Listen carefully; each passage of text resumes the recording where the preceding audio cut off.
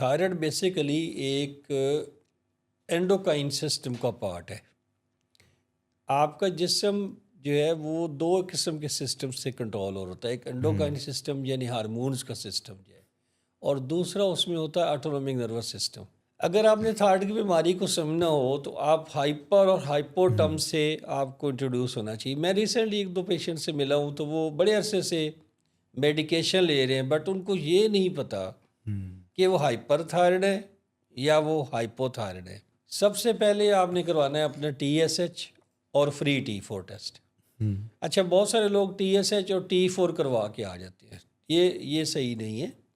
Hypo thyroid کے لیے آپ کو TSH ٹیسٹ اور فری T4 کرانا ہوتا ہے. کہ جن لوگوں میں یہ فرٹیلٹی کا معاملہ جو خراب ہے، انفرٹیلٹی ہے، ان میں کئی ساری خواتین ہائپو تھائرائڈ کا شکار ہیں، اور جب ہم ان کو ریپلیسمنٹ کرتے ہیں تو الحمدللہ پھر یہ اولاد جو ہے انہیں ان کے اندر جو بے اولادی ہے وہ ختم ہو جاتی ہے.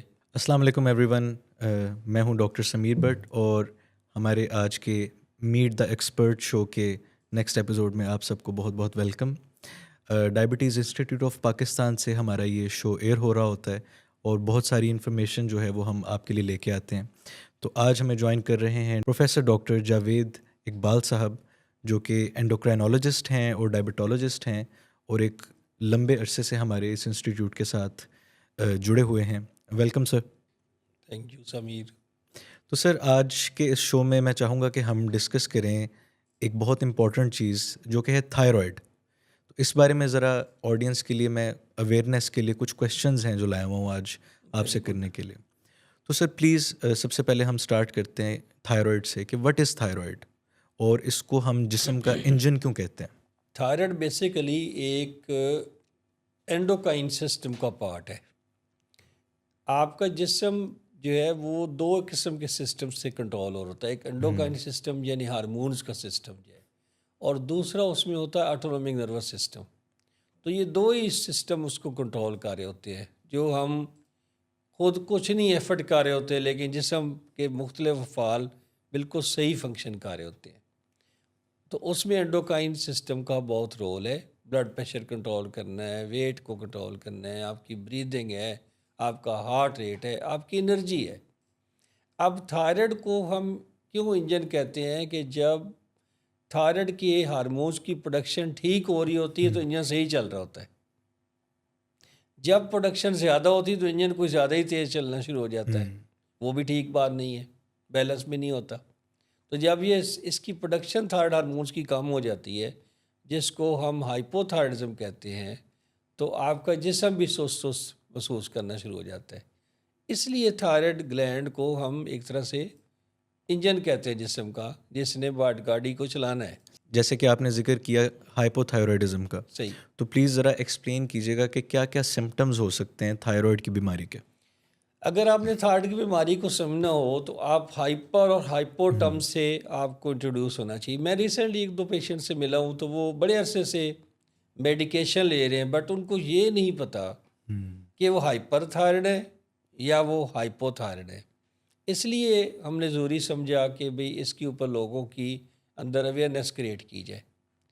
آپ یہ سمجھ لیں کہ جب پیشنٹ سست ہونا شروع ہو گیا ہے، جب اس کا ہارٹ ریٹ سلو ہونا شروع ہو گیا، دل کی دھڑکن سلو ہو گئی ہے، جب وہ کانسٹیپیشن قبض نامی بیماری کا شکار ہونا شروع ہو گیا ہے، ڈپریشن ہونی شروع ہو گئی ہے، اور کھانا پینا نارمل ہے لیکن ویٹ گین ہونا شروع ہو گیا ہے، وزن چڑھتا جا رہا ہے، جسم سست ہوتا جا رہا ہے. یہ جو علامات ہیں یہ ساری ہائپو تھائرائڈزم کی ہے. بہت سارے لوگوں کو بال بھی ان کے گرنا شروع ہو جاتے ہیں، خاص طور پہ جو آئیز کے اوپر آئی بروز کے بال ہوتے ہیں، یہ والے اوپر بال ہیں، ان میں کمی آنا شروع ہو جاتی ہے، کمی آنا شروع ہو جاتی ہے. تو بال گرنا، آپ کا جو ہے وزن غیر ضروری طور پہ بڑھنا جب کہ آپ نارمل کھانا کھا رہے ہیں اور ایکسرسائز بھی کر رہے ہیں، یہ ساری علامات ہائپو تھائرائڈزم کی ہو سکتی ہیں. کچھ لوگوں کا جو بلڈ پریشر ہے وہ بھی بڑھنا شروع ہو جاتا ہے، ڈائسٹولک بلڈ پریشر، وہ بھی ایک ہائپو تھائرائڈزم کا فیچر ہے. اچھا، اگر ہم خواتین میں بات کریں تو جو انفرٹیلٹی ہے، کئی دفعہ جیسے کنسیو نہیں کر رہی فیمیل، بچے نہیں پیدا ہونے کی صلاحیت ہو رہی، تو اس کا مطلب ہے ان کے اندر بھی تھائرائڈ ٹیسٹنگ امپارٹنٹ ہے، وہ بھی ہائپو تھائرائڈ کا شکار ہو سکتی ہے۔ تو یہ چند علامات ہیں جن میں ہمیں اپنے ٹیسٹ کروانے چاہیے۔ تو سر ٹیسٹس کا آپ نے ذکر کیا، تو اسی سے ہم نیکسٹ کویشچن کی طرف چلتے ہیں کہ کیا ٹیسٹس ہیں جو کہ اس کی تشخیص کا کام کر سکتے ہیں؟ سب سے پہلے آپ نے کروانا ہے اپنا TSH اور فری T4 ٹیسٹ۔ اچھا، بہت سارے لوگ TSH اور T4 کروا کے آ جاتے ہیں، یہ صحیح نہیں ہے۔ ہائپو تھائرائڈ کے لیے آپ کو TSH ٹیسٹ اور فری T4 کرانا ہوتا ہے۔ آپ کا TSH بڑا ہوگا اور فری T4 کم ہوگا۔ ایک سینیریو یہ ہو سکتا ہے، ایک یہ سینیریو ہے کہ دونوں ہی کم ہوں، فری T4 بھی کم ہے، TSH بھی کم ہے۔ اس سچویشن میں آپ کا جو پرابلم ہے ہو سکتا پیچوٹری گلینڈ میں ہو، تو دونوں صورتوں میں فری T4 اگر کم ہو گیا تو آپ سمجھ لیں آپ ہائپو تھائرائڈ کا شکار ہو گئے۔ ایک تیسرا سب سیٹ آف مریض ہوئیں گے جن کو ابھی TSH تو بڑھ گیا ہے لیکن فری T4 ابھی نارمل ہے، یہ لوور نارمل پہ آ گیا، ابھی فل رینج سے باہر نہیں ہوا۔ ان کو ہم کہتے ہیں سب کلینیکل ہائپو تھائرائڈ، یہ بھی بڑا پاکستان میں کامن ہے۔ سو جب آپ ٹیسٹ کروائیں گے TSH اور فری T4 تو یہ دو ٹیسٹ آپ کی ہیلپ کریں گے تشخیص کرنے میں اور کیٹیگرائز کرنے میں۔ اگر TSH آئی ہے فری T4 کم ہے تو یہ آپ کو فرینک ڈیزیز ہو گئی ہے۔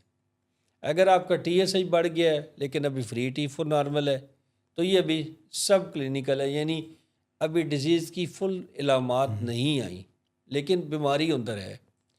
اور تیسرا جو ہے وہ ہو سکتا ہے کہ آپ کے کو پیچوٹری گلینڈ میں جو دماغ کے اندر گلینڈ پڑا ہوتا ہے ہارمون جو TSH پروڈیوس کرتا ہے اس کے اندر پرابلم آ جائے، وہاں کوئی ٹیومر ہو سکتا ہے، تو اس صورت میں فری T4 بھی کم ہوگا اور TSH بھی کم ہوگا۔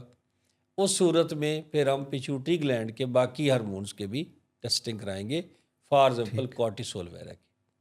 اچھا، اب جب سمیر اس میں TSH ہائی آ گیا فری T4 کم آ گیا، ہمیں پتہ لگ گیا کہ پرابلم ہائپو تھائرائڈ کا ہے، تھائرائڈ کی پرابلم ہے، تو اب کئی دفعہ ہم اس کی وجہ بھی ڈھونڈنے کی کوشش کرتے ہیں۔ اس کی جو بہت مشہور وجہ ہے وہ ہے آٹو امیون ڈیزیزز، یعنی آپ کے جسم میں کچھ ایسی اینٹی باڈیز بن جاتی ہیں جو اینٹی باڈیز آپ کے تھائرائڈ گلینڈ کو ڈسٹرائے کرتی ہے، اس کو خراب کرتی ہے۔ اکثر جو مریض آتے ہیں ہمارے پاس وہ یہ سوال کرتے ہیں کہ ڈاکٹر صاحب مجھے ہوا کیوں؟ مجھے تو یہ بھی میں نہیں کرتا، میں وہ بھی نہیں کرتا، لیکن مجھے بیماری ہو گئی ہے۔ تو اس کی وجہ ہو سکتا جینیٹک بھی ہو، آٹو اینٹی باڈیز جو ہوتی ہیں وہاں سے آ رہی تھی جینز میں سے، تو آپ کی نانا نانی کسی کو ہو سکتا ڈیزیز ابھی فل اپیئر نہ ہوئی ہو بٹ ہو صحیح، اور وہاں سے اینٹی باڈیز آپ کے اندر بھی آ گئی ہوں، تو جو ٹیسٹ اینٹی باڈیز کا کرایا جاتا ہے اس کو ہم اینٹی TPO اینٹی باڈیز کہتے ہیں۔ اچھا، اس کے بارے میں بڑی ایک اور انٹرسٹنگ بات ہے، جب ہم اینٹی TPO اینٹی باڈی مریض کو لکھ کے دیتے ہیں تو وہ آ گئی 1000 آ گئی، کبھی 1300 آ گئی، کبھی 600 آ گئی، تو مریض بڑے پریشان ہوتے ہیں کہ یہ تو فگر بہت زیادہ ہے۔ تو میں اس میں پریشانی کی کوئی بات نہیں، ڈیزیز جو اس نے پروڈیوس کرنی تھی، جو اس نے پرابلم کرنی تھی، وہ TSH ہائی ہو گیا، T4 کم ہو گیا، علاج اس کا بدستور سیم رہنا ہے۔ اینٹی باڈیز جو ہیں ان کا ٹیٹر 300 ہو یا 600 ہو یا 1000 ہو، وہ ہم نے صرف اس کی تشخیص کرنے کے لیے کی ہے کہ اس کی وجہ کیا ہے، وجہ آٹو امیون ہے یا نہیں ہے۔ لیکن لوگ اینٹی TPO کے بارے میں بہت پریشان رہتے ہیں کہ یہ پھر علیحدہ سے ٹریٹ کرنی چاہیے۔ میں آپ کو سمجھاتا چلوں کہ اینٹی TPO کا مطلب ہوتا ہے اینٹی تھائرائڈ پیروکسیڈیز اینٹی باڈی۔ یہ ایک ایسی اینٹی باڈی ہے جو تھائرائڈ کو ہی اٹیک کرتی ہے، تھائرائڈ کی اسپیسیفک بنی ہوئی ہے، تو اس کو سیپریٹ علاج اس کے کرنے کی ضرورت نہیں ہے۔ آپ جو اپنی ٹریٹمنٹ ہائپو تھائرائڈ کی کرتے ہیں، جو ہائپو تھائرائڈ کے اندر علاج کرتے ہیں جیسے تھائروکسل لیتے ہیں یا تھائرونام لیتے ہیں، اگر آپ وہی دوائیاں لے رہے ہیں تو اس کو بھی کور اپ کر جاتی ہے، ایکسٹرا میڈیکیشن اینٹی باڈیز کے لیے ضرورت نہیں ہے۔ ایک دوسرا لوگوں کا یہ کنسرن ہوتا ہے کہ یہ اینٹی باڈی میرے جسم میں باقی جگہوں پہ پرابلمز نہ کر رہی ہو، باقی جگہوں پہ یہ اینٹی باڈی تو پرابلم نہیں کر رہی ہوتی، لیکن ملتی جلتی کچھ اور آٹو امیون ڈیزیزز اس مریض کو ہو سکتی ہیں، یا ہم آگے جا کے ذکر کریں گے اس کا، ٹھیک ہے۔ تو جو ٹیسٹ ان شارٹ ہو گئے وہ کیا کیا ہو گئے؟ آپ کا TSH، فری T4 اور اینٹی TPO اینٹی باڈی، یہ 3 ٹیسٹ ہیں جو ہم ہائپو تھائرائڈ کے ڈائگنوسس اور اس کی وجہ جاننے، بیماری کی وجہ جاننے کے لیے کرواتے ہیں۔ Right sir. تو سر جیسا کہ آپ نے ذکر کیا ابھی اسی ڈسکشن کے دوران آپ نے تھائروکسین کا تھوڑا سا ذکر کیا، تو اسی سے میں ہمارے نیکسٹ کویشچن پہ جانا چاہوں گا کہ ٹریٹمنٹ کو تھوڑا سا ایکسپلین کریں کہ کیا ٹریٹمنٹس ہوتی ہیں تھائرائڈ کی بیماری کی. دنیا جہان میں ایک ہی ٹریٹمنٹ ہے کہ جو چیز نہیں بن رہی اس کا نام ہے فری T4، اور جو ہم نے اس کو ریپلیس کرنا باہر سے، اس کو ہم کہتے ہیں لیوو تھائروکسین. ٹھیک ہے، تو یہی ایک پریپریشن ہے جو ہر جگہ ملتی ہے. اس کے نام مختلف ہیں، برانڈ تھائراکسین ہے، تھائرونام ہے، یہ ایلٹروکسین ہے، مختلف ناموں سے ہی آتی ہے. اور یہ گلف میں جائے تو تھائروٹیب، اس طرح کے نام بھی ہیں، یوتھراکس یہ بھی نام ہے. یہ سارے باہر بھی لوگ جو کہ آتے رہتے ہیں باہر سے، اوورسیز سے، تو ان کے اندر یہ مختلف دوائیاں کے نام جو ہیں وہاں پہ استعمال ہوتے ہیں، لیکن اندر جو انگریڈینٹ ہوتا ہے وہ لیوو تھائراکسین ہے. رائٹ. اچھا، اس کے لینے کا بھی خاص طریقہ ہے، وہ بھی پلیز ایکسپلین کیجیے گا. ناشتے سے 1 گھنٹہ پہلے لینی ہے. 1 گھنٹے بعد ناشتہ کرنا ضروری نہیں ہے، لیکن یہ ہے کہ 1 گھنٹے کا گیپ ہونا ضروری ہے. آپ گولی کھا لی تو 1 گھنٹے کا گیپ دے کے کچھ کھائے پیے. اس کی وجہ یہ ہے کہ اس کو جذب ہونے کے لیے اسپیس بھی چاہیے، اس کو جذب ہونے کے لیے باقی کیمیکل کے ساتھ انٹریکشن بھی وہ بھی ہو سکتا ہے کھانے میں اگر ایسی چیز ہو، تو اس لیے اس کو 1 گھنٹے کا گیپ دیا جاتا ہے. 1 گھنٹہ پہلے ناشتے سے لیں. کئی لوگ ناشتے کے دوران ہی وائٹامنس بھی لے لیتے ہیں، اسپیشلی آئرن اور کیلشیم. آئرن اور کیلشیم سمیر جو تھائرونام ہوتی ہے یا تھائراکسن ہوتی ہے، اس کو جذب نہیں ہونے دیتی. صحیح طرح جذب نہیں ہوتے تو ڈوز ضائع ہو جاتی ہے. اس لیے آئرن اور کیلشیم کی ٹیبلٹس جو ہیں وہ ناشتے میں نہ لیں، تاکہ تھائراکسن کی یا تھائرونام کی اچھی طرح جذب ہو سکے جسم میں، رائٹ. تاکہ ریزلٹس بھی اچھے آئیں. ایک تو یہ ہو گیا. اب میں مریضوں کو یہ کہتا ہوں جن کو اینٹی باڈی پازیٹیو ہے، ہاشی موٹو تھائرائیڈائٹس ہے، میں کہتا ہوں کہ آپ نے زندگی کے آخری دن تک دوائی کھانی ہے، اور کچھ بھی مس ہو جائے آپ نے اپنی میڈیسن نہیں مس کرنی. یہ ان کی لائف ہے. اچھا، اگر کبھی مس ہو جائے صبح، تو رات کو جب خالی پیٹ ہوگا بالکل سوتے ہوئے، کھانے کے 2-3 گھنٹے بعد اس وقت یہ لے سکتے ہیں. اگر وہ بھی مس ہو جائے تو اگلے دن 2 ڈوزز لے لیں. رائٹ. ایک زمانے میں کچھ ایسے بھی ٹرائلز کیے گئے ہیں جن میں ویک کی اکٹھی ڈوز دی جاتی تھی. فار ایگزامپل 1 ٹیبلٹ ہم پر ڈے لیتے ہیں تو 1 ویک کی 7 ٹیبلٹس ہو گئیں، تو لوگ اکٹھی بھی لے لیتے تھے. جن کو ڈیلی لینے میں پرابلم تھی، یہ جو بھول جاتے تھے، تو اس کا بھی بینیفٹ آ جاتا تھا. اس لیے اگر آپ آج بھول گئے ہیں تو اگلے دن آپ کی 2 ڈوزز آپ نے لینی ہے، لیکن لینی ضرور ہے. یہ important. Right. Thank you so much sir. I hope کہ آپ سب بڑا کلیئرلی انڈرسٹینڈ کر رہے ہوں گے کہ بیسکس کیا ہیں تھائرائڈ کی، تھائرائڈ ڈیزیز کی، ہم کیسے اس کی تشخیص کر سکتے ہیں اور کیا اس کی ٹریٹمنٹس ہیں. یہاں تک ابھی ہماری بات چیت ہوئی ہے. نیکسٹ سر میں کویشچن آپ سے کرنا چاہوں گا، ایک ذرا کمپلیکس ٹرم ہے جس کو ہم کہتے ہیں میگزیڈیما میڈنس. اس کے لیے تھوڑا سا ایکسپلین کیجیے گا آڈینس کے لیے. اگر ہم اپنی تھائرائڈ کی ڈیزیز کو ٹریٹ نہیں کرتے تو کیا پرابلمس پیدا ہوئیں گے؟ بلڈ پریشر بڑھنا شروع ہو جائے گا، جسم کے اندر آپ کے پفینس ہوئے گی، پفی ہوگا پورا، ویٹ آپ کا گین ہوتا جائے گا، آپ کے جو کریٹنین ہے اس کے اوپر افیکٹ آنا شروع ہو جائے گا، کڈنیز خراب ہونے شروع ہو جائیں گے. اس کے بعد کانسٹیپیشن، GIT کا مسئلہ ہونا، معدے کا شروع ہو جائے گا. پھر ڈپریشن. تو یہ جو ایک ٹرم ہے نا، یہ سائیکوسس پہ اپلائی ہوتی ہے. یعنی اگر آپ صحیح طرح سے آپ کے جسم میں تھائراکسن نہیں بن رہی اور آپ باہر سے بھی نہیں لے رہے، تو اس کا ایفیکٹ دماغ کے اوپر آنا شروع ہو جائے گا. چچڑا پن کا مریض شکار ہو جائے گا، ڈپریس رہے گا، ہر وقت سوچے گا کہ میں سیڈ رہے گا، اور کئی دفعہ سائیکو سمٹمز آ جائیں گی، سائیکولوجیکل سمٹمز آ جائیں گی. یہ جو سمٹمز آ جاتی ہیں تو اس کو کئی دفعہ ہم کہتے ہیں میکسیڈیما میڈنس. میکسیڈیما کیا ہوتا ہے؟ یہ بھی ایک تھائرائڈ کی ایک کمپلیکیشن ہوگی نا، اس میں ایڈیما ہو جانا ہے، پفینس ہو جانی ہے. تو میکسیڈیما اس کو کہہ دیا، اور میڈنس کہہ دیا جو آپ کی سائیکولوجیکل سمٹمز آ رہی ہیں، کوئی ڈپریشن آ رہی ہے اور چچڑا پن آ رہا ہے، اور غیر ضروری جو ہے سوچیں. ٹھیک ہے نا. آپ بہتر جانتے ہیں, آپ سائیکالوجی میں کام کرتے ہیں سیکیٹری میں, کہ یہ جو ڈیلوژنز اور ایلوژنز اور اس طرح کی بالکل. چیزیں جو آنی شروع ہو جاتی ہیں, یہ سارے بھی اس کا پارٹ ہو جاتے ہیں. تو اس کو ہم ایکسیڈیما میڈنس کہتے ہیں. اچھا, اس سے ملتی جلتی ایک اور بھی ٹرم میں, خاص طور پہ اولڈ ایج میں. اب مریض نے اپنی تھائراکسن چھوڑ دی یا تھائرونام جو بھی لے رہا تھا, اس نے تھائرائڈ کی دوائی چھوڑ دی. اب وہ یہ ہوگا کہ ایک دن ہو سکتا بے ہوش ہو جائے, بے ہوش ہو جائے گا, بلڈ پریشر لو ہوگا, ہارٹ ریٹ سلو ہوگا, اور چونکہ سردی ہائپوتھائرائڈ والوں کو زیادہ لگتی ہے تو ٹیمپریچر کولڈ ہوگا. اب یہ 3 علامات ہو گئے. ہائپر ٹینشن ہو گیا, آپ کا ہارٹ ریٹ کم ہو گیا, بریڈیکارڈیا ہو گیا, اور پھر تیسرا جو میں نے کہا کولڈ ہائپوتھرمک ہو گیا. یہ 3 ایچ مل جائیں گے تو مریض کو مکس ایڈیما کوما ہے. تو یہ جو ہم ایمرجنسیز میں ہمارے ینگ ریزیڈنٹس جو اکثر مریض دیکھتے ہیں, تو میں ان کے لیے میسیج دینا چاہوں گا کہ جب آپ ایمرجنسی میں کوما کے مریض دیکھ رہے ہوتے ہیں تو وہ مکس ایڈیما کوما کو بھی اپنے مائنڈ میں رکھے. یہ بھی ایک پاسبلٹی ہو سکتی ہے. سم ٹائم یہ it is a difficult diagnosis.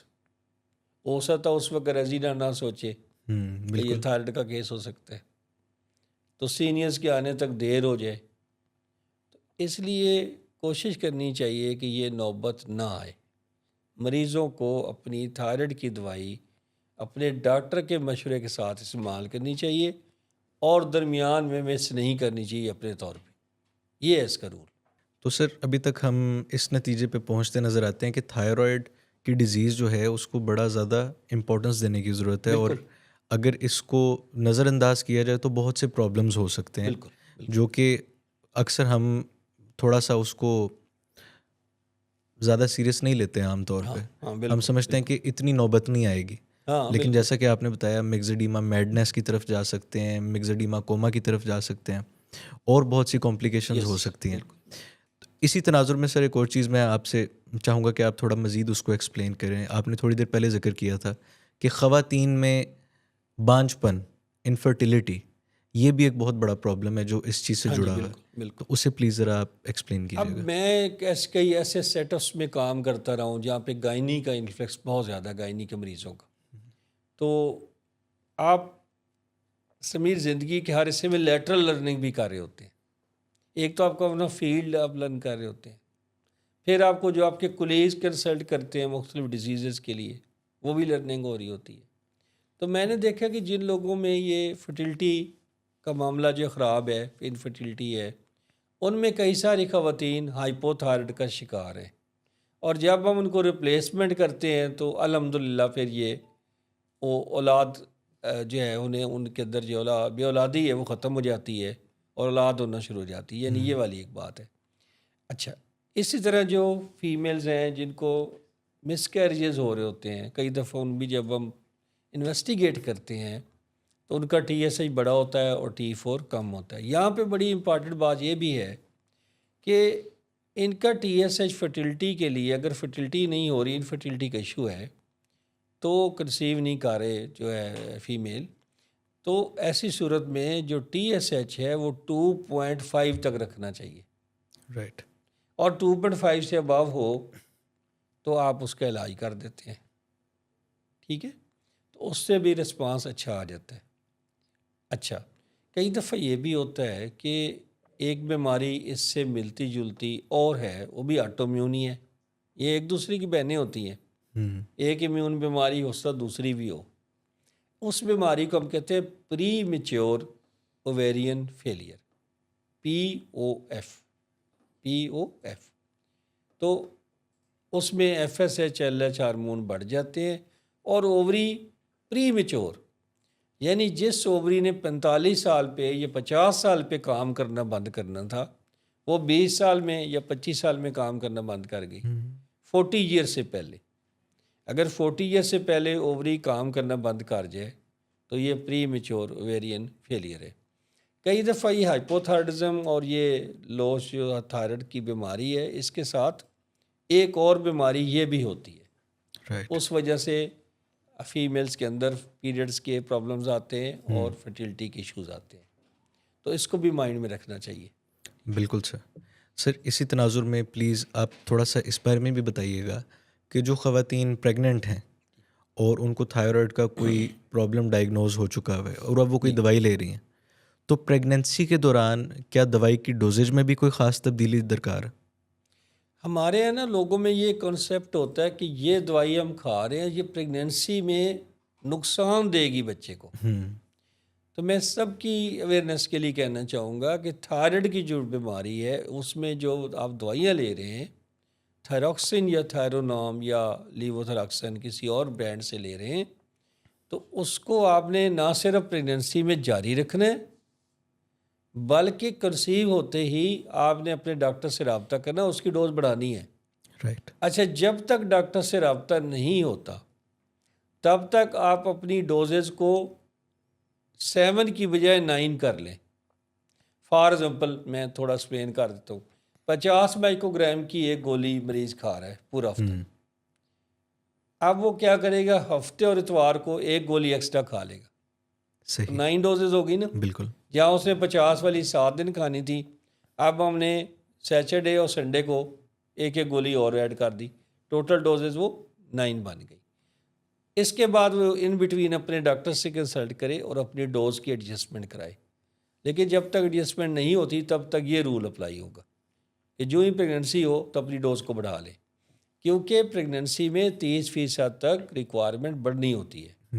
جب بڑھنی ہے تو پھر اس کو اسی حساب سے ٹریٹ بھی کرنا ہے، ہم نے اپنی ڈوز بڑھانی ہے. یہ والی بات ایک بات. دوسرا یہ ہے کہ آپ نے جو ہی پریگننسی ختم ہوتی ہے تو بیبی آ گیا، نیو نیٹل، اب نیو بارن آ گیا، ایک تو آپ نے اپنی ڈوز واپس لے کے جانی ہے ڈاکٹر کے کنسلٹیشن کے ساتھ. دوسرا بیبی کے اندر بھی اسکریننگ کرنی ہے تھائرائڈ کی. بالکل سر، یہی میرا نیکسٹ کویشچن تھا کہ جو نیو بورن ہوتے ہیں ان میں ذرا تفصیلی آپ بتائیں کہ کیا پرابلمز ہو سکتے ہیں. یہ جو بچے پیدا ہوتے ہیں، سم ٹائم میں بھی کئی ساری فیملیز ایسے اس کا شکار ہوئی ہیں کہ ان کے بچوں کو ہائپوتھائرائڈزم تھا جو ڈائگنوز نہیں ہوا ٹائم پہ. تو جب تک ڈائگنوز ہوا تب تک ذرا معاملات اور خراب، تو ان بچوں کو برین اچھی طرح ڈیولپ نہیں ہوتا. وہ بچے پفی ہوتے ہیں، ان کا بلائکس جو ہے وہ باہر طرف پروٹروڈیڈ ہوگا، اور سارے سولن قسم کے بیبی، اور ان کی ٹنگ جو ہے وہ ہوگی میکروگلاسک ہوئے گی. یہ سارے جو فیچرز ہوتے ہیں یہ ہائپوتھائرائڈزم کے نیونیٹل. بیسٹ یہ ہوتا ہے کہ جب بیبی بورن ہوا ہے تو ہم اس کی اسکریننگ کریں. اگر میرے بس میں ہو تو میں یہ ریکمینڈ کروں گا کہ آل بیبیز بورن، ان کی مدر کو تھائرائڈ تھا یا نہیں تھا، آل بیبیز جو ہیں جو ان کی برتھ ہوتی ہے ان کو TSH اور فری T4 کے ساتھ اسکرین کرنا چاہیے، کیونکہ یہ ان کی برین ڈیولپمنٹ کے لیے بڑا ضروری ہے. ایک دفعہ ہم اس پیریڈ کو مس کر دیں گے جس میں ہم نے ٹریٹ کرنا تھا تو وہ بچہ ساری عمر اس کا سفر کرے گا اس کی مشکلات کا، جب اس کا برین اسی طرح ڈیولپ نہیں ہوئے گا. تو یہ والی ریکمنڈیشن ہے. Right sir, right. تو سر نیکسٹ اور فائنل کویشچن آج کا میرا یہی ہے کہ آپ نے کچھ دیر پہلے ذکر کیا تھا کہ جو آٹو ایمیون بیماریاں ہوتی ہیں جی وہ ایک بیماری کے ساتھ سم ٹائمز دوسری تیسری بھی جڑ جاتی ہے. تو یہ پلیز ایکسپلین کیجیے گا کہ تھائرائڈ کی اگر کسی کو بیماری ہے جی تو اور کون کون سی بیماریاں جو ہیں وہ ہو سکتی ہیں اس طرح کے شخص میں. جیسے آپ کسی پیشنٹ کی بات کرتے ہیں ہم کہ جس کو ٹائپ 1 ڈائبٹیز ہے، تو یہ ایک آٹو امیون ڈیزیز ہے. ایسے ٹائپ 1 ڈائبٹیس کو تھائرائڈ بھی ہو سکتا ہے. سیلیک گلوٹن انسنسٹیوٹی جس کو سیلیک کہتے ہیں وہ بھی ہو سکتی ہے. کارٹیسول بھی ان کا کام ہو سکتا ہے، ایڈیسن بھی ہو سکتی ہے. یعنی یہ ہارمونل بیماریاں ان کو ساتھ میں ہو سکتی ہیں. اسی طرح جو تھائرائڈ کے پیشنٹس ہیں جن کو آٹو امیون ڈیزیز ہے، ان کے اندر ایک تو میں نے ذکر کیا پری میچور اوویرین فیلئر کا، جو ایک طرح سے بانجھ پانی ہے، وہ ہو سکتا ہے. آپ کو اگر ان کی تھائرائڈ کی آپ دوائی پوری دے رہے ہیں لیکن TSH ٹھیک نہیں ہو رہا، تو آپ سوچیں کہ جذب نہیں ہو رہی دوائی، اور جذب نہیں ہو رہی تو اس کی موسٹ کامن جو وجہ ہے وہ سیلیک ڈیزیز ہے. تو سیلیک ڈیزیز کے ٹیسٹ کروائیں. اینٹی ٹیشو ٹرانس گلوٹامینیز ہوتا ہے، NTTTG کہتے ہیں ابریویشن میں. تو آپ NTTTG کروا سکتے ہیں. ان کے اندر کئی دفعہ یہ بھی ہوتا ہے کہ ہر بندہ جو ہائپوتھائرائڈ ہوتا ہے وہ ویٹ گین نہیں کرتا. کئی ایسے بھی ہوں گے جن کا ویٹ سا لوز بھی ہو رہا ہے. اب یہ وہ ہے جن کے اندر کارٹیسول بھی ڈیفیشینٹ ہے، یا وہ کہتے ہیں کہ ہم تھائرائڈ کی دوائی کھاتے ہیں طبیعت اور خراب ہوتی ہے. یہ سب سیٹ جو مریضوں کا ہے ان میں کارٹیسول کی بھی کمی ہو سکتی ہے. ان کا اپنا کارٹیسول ہارمون صبح 8 بجے ٹیسٹ کرانا چاہیے. ہارمون کے ٹائمنگ ہوتے ہیں. Cortisol hormone should be tested at 8 AM. صبح 8 بجے اس کا ٹیسٹ کرائیں کارٹیسول کا. اچھا پھر جو سیلیک ہو گئی آپ کا، یہ کارٹیسول والا معاملہ ہو گیا، آٹو امیون، اور اسی طرح سے ڈائبٹیز ہو گئی. یہ ساروں کی اسکریننگ ساتھ کرنی چاہیے. جب آپ کو ایک آٹو امیون ڈیزیز ہے تو دوسری آٹو امیون ڈیزیز بھی ہو سکتی ہے. ایک بات جو میں نے بہت عرصہ فیل کی ہے وہ یہ کہ ہمارے بال گرنے کو ہائپوتھائرائڈ سے بہت جوڑا جاتا ہے، کچھ زیادہ ہی جوڑا جاتا ہے. تو میں یہ بھی بتا دوں کہ پاکستان میں آئرن کی ڈیفیشنسی بہت زیادہ ہے. بالکل. جب بال گر رہے ہو پلیز اپنا آئرن اور TIBC ٹیسٹ بھی کرائیں. صرف تھائرائڈ کے کھاتے میں نہ ڈالتے رہیں بال گرنا. تھائرائڈ آپ کا ٹھیک ہو گیا تو بال گرنے بند ہو جانے چاہیے، لیکن پھر بھی بال گرے آپ کو آئرن اور TIBC آئرن کی ڈیفیشنسی بھی ٹیسٹ کرنی چاہیے. اور اگر آپ کے اندر آئرن کی ڈیفیشنسی ہے تو ہو سکتا ہے آپ کو سیلیک بھی ہو، کیونکہ سیلیک کی ایک پریزنٹیشن آئرن ڈیفیشنسی ہے. بالکل. اور جب ہم آئرن ڈیفیشنسی کے مریض سے بات کرتے ہیں وہ کہتا ہے جی میرا ہیموگلوبن تو ٹھیک ہے. تو ضروری نہیں کہ یہ اس طرح ہو کہ ہیموگلوبن بہت فعال کر جائے پھر ہم آئرن ٹیسٹنگ کروائیں. آئرن ٹیسٹنگ ہر اس بندے میں ہونی چاہیے جو فٹیگ کا شکار ہے، جس کے بال گر رہے ہیں، اور جو یہ ہائپوتھائرائڈ ہیں اس کے ساتھ کو GI سمٹمز بھی ہے. رائٹ. یہ والی بات ہے. ٹھیک ہے. Thank you so much sir, this was very informative. I hope کہ ہماری آڈینس نے بھی بہت کچھ لرن کیا ہوگا آج کی اس ڈسکشن سے. اسی طرح کی فروٹفل ڈسکشنز ہم انشاءاللہ نیکسٹ بھی اپنے ایپیسوڈز میں لاتے رہیں گے. تھینک یو ویری مچ سر. تو میٹ دی ایکسپرٹ سے آج کے لیے یہی، انشاءاللہ آپ سے دوبارہ ملاقات ہوگی. Thank you.